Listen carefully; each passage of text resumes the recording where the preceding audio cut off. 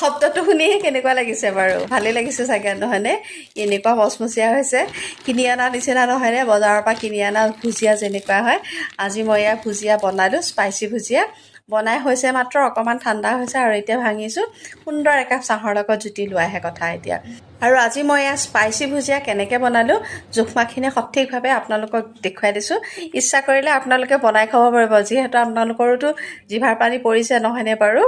বেচনত মই সোৱাদ অনুসৰি নিমখ দিলোঁ এচামুচ আমচুৰ পাউডাৰ দিছোঁ এচামুচ ৰঙা জলকীয়া গুড়ি দিছোঁ জিৰা গুড়ি দিছোঁ ধনিয়া গুড়ি দিছোঁ গৰম মছলা দিছোঁ 1 চামুচ আৰু অকণমান হিং দিছোঁ আৰু আধা চামুচ মই হালধি দিলোঁ আৰু তাতে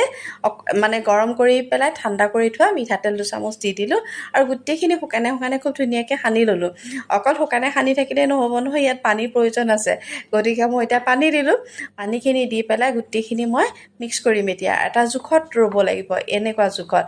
যিদৰে আমি আটা মঠো তেনেকুৱা হৈছে কিন্তু তাতকৈ কোমল হ'ব লাগিব ইয়াতকৈ টান হ'লে বনাবলৈ অকণমান দিগদাৰ হ'ব কাৰণে মানে শ্বেপটো দিবলৈ আমাৰ অকণমান দিগদাৰ হ'ব কাৰণ এইটো অলপ হাতেৰে শ্বেপ নিদিওঁ অলপ বেলেগ ডিজাইনত শ্বেপ দিব লাগিব সেইকাৰণে মই আপোনালোকক আজি দুটা পদ্ধতিত দেখাম মই কি পদ্ধতি ব্যৱহাৰ কৰোঁ পিহনা এখন ল'লোঁ আৰু তাতে এনেকৈ বল এটা হাতত লৈ পেলাই তেলখিনি ওপৰত দি যাম তেলখিনি কিন্তু এতিয়া ল' ফ্লেমত আছে মই প্ৰথমতে গৰম কৰি ল'লোঁ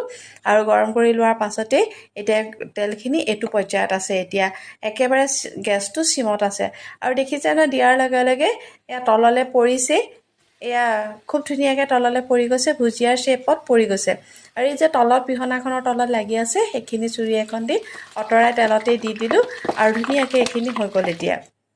এইখিনি ভাজিবলৈ অকণমান সময় লাগিব কাৰণ হাই ফ্লেমত দিলে কি হ'ব মানে ওপৰ ফালে ৰঙচুৱা হৈ যাব আৰু ভিতৰখিনি নিসিজিব আৰু ভিতৰলৈ তেলটো নগ'লে আৰু কি হ'ব নিসিজিব কোমল হৈ থাকিব পিছত সেমেকি যাব ঠাণ্ডা হোৱাৰ পাছতে একদম জেঠিয়েও কৈছে চট আৰু এটা পদ্ধতিত মই ব্যৱহাৰ কৰোঁ এইটো এটা মেচিন আছে আৰু মেচিনটোৰ ভিতৰত এখন নেটখন ভৰাই দিলোঁ দেখিছে এনেকুৱা কিন্তু বহুত ডিজাইনৰ নেট আছে মই আজি মোটা ভুজিয়া বনাম বুলিয়ে এইখন নেট ব্যৱহাৰ কৰিছোঁ আৰু সৰুকৈ বল এটা বনাই ইয়াত ভৰাই দিছোঁ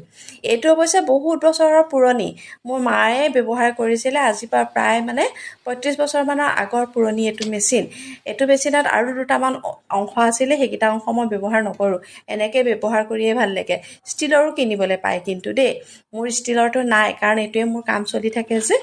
সদায়তো ভুজিয়া বনায়ো নাথাকোঁ মাজে মাজেহে বনাওঁ ভুজিয়াখিনি দেখিছে কেনেকুৱা ধুনীয়া ৰং হৈছে আৰু খাবলৈ কিন্তু যথেষ্ট সোৱাদ ভৰা হৈছে আৰু আজি এই ভুজিয়াৰ ৰেচিপিটো আপোনালোকৰ আগলৈ শ্বেয়াৰ কৰিলোঁ কেনেকুৱা পাইছে কমেণ্ট এটা কৰিব লাইক কৰিব শ্বেয়াৰ কৰিব